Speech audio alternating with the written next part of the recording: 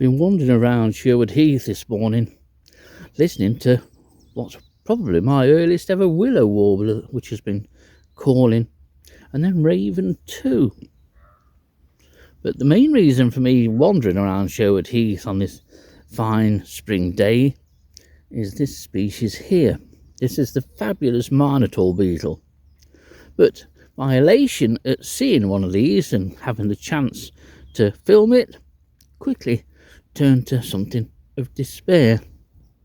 All is not as it seems with this, because unfortunately, as you can tell, it's no longer of this mortal coil.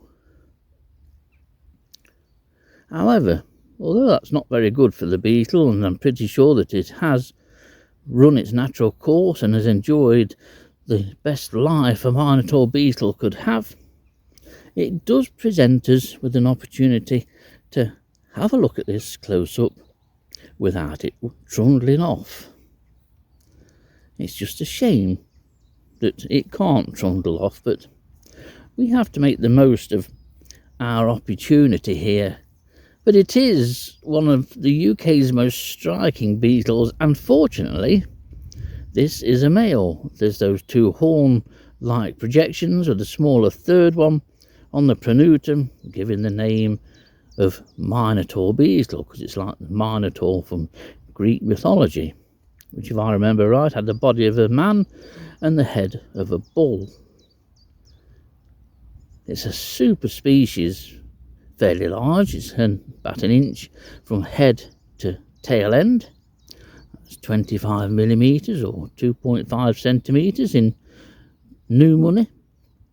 And you can see how well the elytra are marked. And there's all those striae, which are the lines going down the length of the elytra. There's a few marks that go across, as you can see. It's a beautiful thing, and that sort of half moon part of the beetle at the top of the elytra, where it joins the pronotum, is the scutellum. Not all beetles have a scutellum, but it's quite easy to see on this large beetle. It's an absolutely wonderful thing. And I didn't know there were those sort of bronze coloured hairs. That's what they look like in my eyes on the front legs there. This is a beetle built for digging, hence the legs, when you see them, they are perfectly adapted for digging and shoveling sandy soil out of their burrows.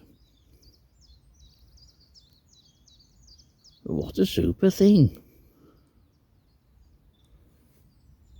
They have a great head and a great face and good jaws or mandibles.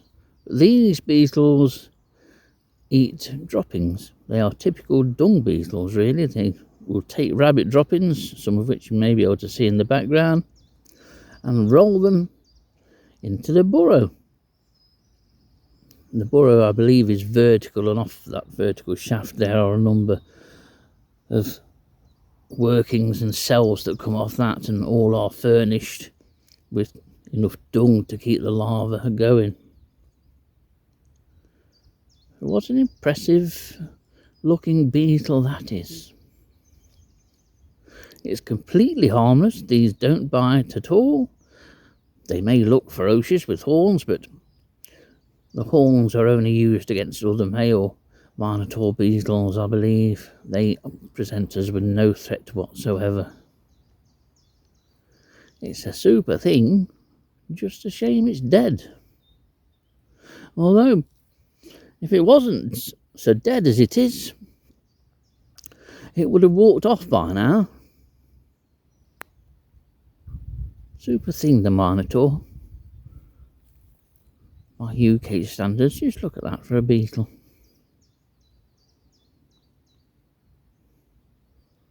It's a species of sandy soils in Nottinghamshire.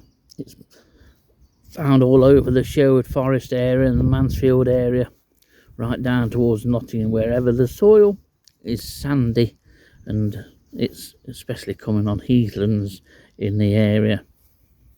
But a nice thing to find. Just a shame I can do that with it.